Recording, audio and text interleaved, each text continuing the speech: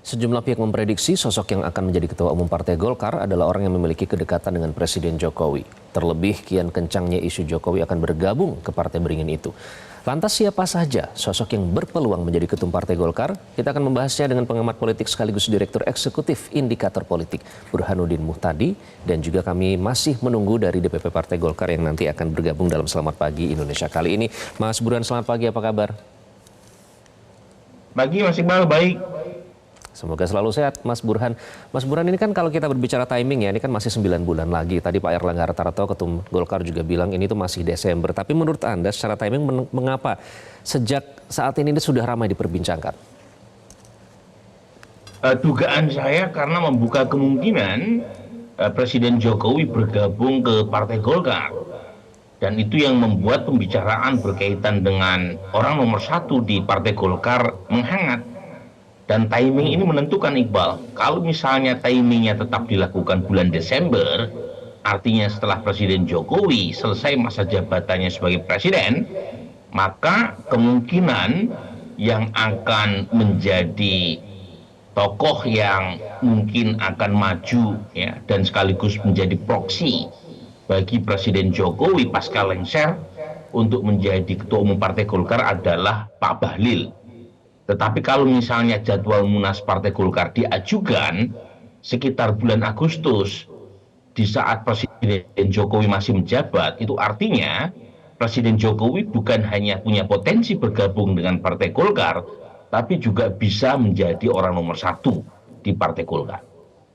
Oke, itu kalau dimajukan ya jadi Agustus. Tapi apakah mungkin itu terjadi, Mas? Di partai kalau kita berbicara ini kan Golkar sudah berusia 60 tahun ya. Apakah mungkin jadwal Munas itu bisa diajukan jadi Agustus?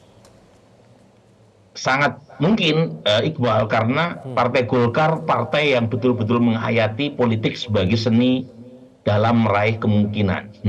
Jadi kita tahu misalnya Pak Airlangga menjadi Ketua Umum Partai Golkar kan hasil munaslup setelah sebelumnya Ketua Umum mengalami tanda kutip insiden kecelakaan, ya. Kecelakaan hukum maksud saya. Tetapi poin saya adalah apapun mungkin dalam politik. Kalau misalnya Munas diajukan, artinya pengaruh Presiden Jokowi masih kuat sebagai presiden karena tombol kekuasaan masih ada di tangan beliau. Tetapi kalau diadakan bulan Desember, itu artinya Presiden Jokowi sudah lengser. Dan presiden baru, dan kalau misalnya mengikuti hasil sementara KPU, yaitu Pak Prabowo Subianto, tentu punya kepentingan yang bisa jadi berbeda dengan kepentingan Presiden Jokowi terkait dengan Golkar. Jadi yang punya kepentingan ini bukan hanya orang Golkar saja, tetapi terutama adalah kekuasaan. Jadi presiden siapapun itu pasti menghitung Golkar. Karena Golkar punya potensi meraih kursi paling banyak, bahkan mengalahkan PD Perjuangan, tergantung penghitungan di beberapa dapil. Tetapi kalaupun toh misalnya Golkar tidak meraih kursi terbanyak, artinya kalah dibanding PD Perjuangan, kursi Golkar paling besar di antara partai pendukung Prabowo Subianto. Dan itu yang menentukan mengapa Ketua Umum Partai Golkar menjadi penting. Bukan hanya buat terah Presiden Jokowi, tapi juga buat presiden mendatang. Oke, yang menarik tadi kalau kita berandai-andai ini tetap Munas sesuai dengan jadwal bulan Desember. Mas Burhan, tadi Anda menyebut nama Bahlil Lahadalia di situ. Padahal 4 nama yang dianggap terkuat ya, ini berdasarkan statement dari petinggi Partai Golkar, ada Airlangga Hartarto, Bambang Susatyo, Bahlil Lahadalia, dan juga Agus Gumiwang Kartasasmita. Kenapa Anda menyebut Bahlil Lahadalia? Saya bicara Bahlil dari sisi kedekatan dengan Presiden Jokowi.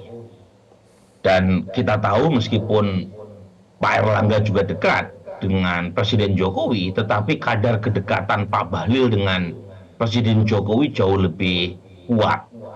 Dan mungkin ya ini berkaitan dengan positioning politik ya, Presiden Jokowi pasca 2024 setelah beliau tidak lagi menjadi presiden.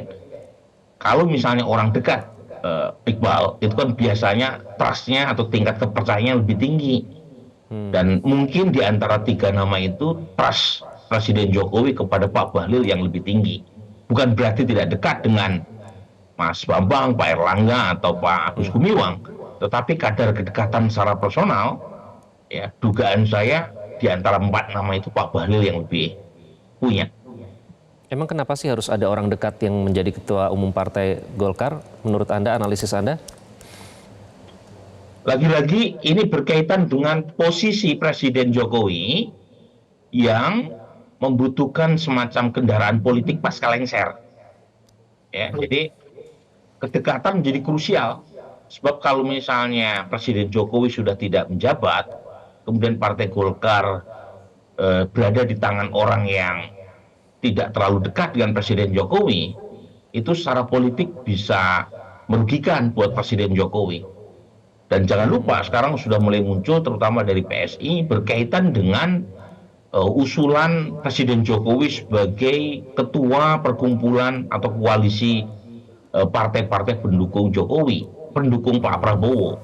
Ya, dan mereka mengusulkan Presiden Jokowi yang menjadi ketua atau perkumpulan partai-partai pendukung Pak Prabowo Gibran setelah keduanya menjadi pemimpin nasional 2024 bulan Oktober ini.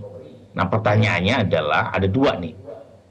Posisi sebagai ketua perkumpulan tadi itu dimungkinkan kalau Presiden Jokowi punya cengkraman secara politik kepada salah satu partai di barisan koalisi pendukung Prabowo Subianto.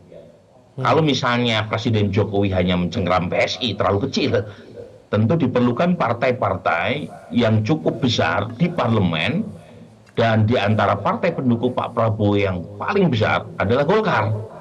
Jadi di situ hubungan mengapa Golkar menjadi sangat penting dalam skenario Presiden Jokowi pasca lengser.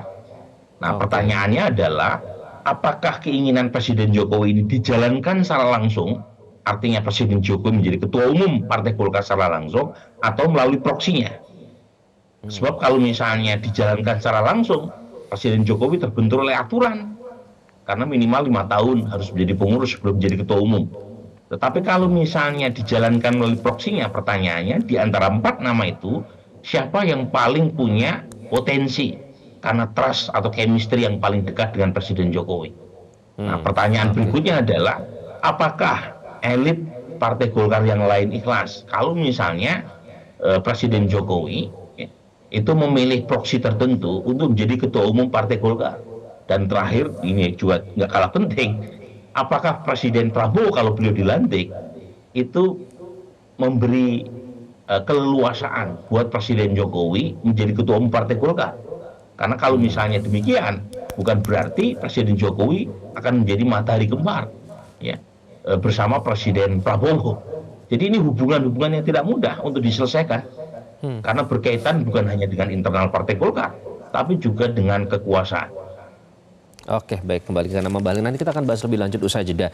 Karena kalau kita lihat dari nama-nama tersebut, kalau dilihat dari kedekatannya dengan Pak Jokowi kan bukan hanya memuja-muja, karena kalau yang lain kan istilahnya memuji kinerja dari Pak Jokowi, tapi hanya Bahlil kalau saya lihat yang berani pasang badan ya, bahkan pada saat ada soal 3 periode maju dan menyatakan bahwa itu salah saya, kata Pak Bahlil. Nanti kita akan bahas lebih lanjut. Tetaplah bersama kami di Selamat Pagi Indonesia.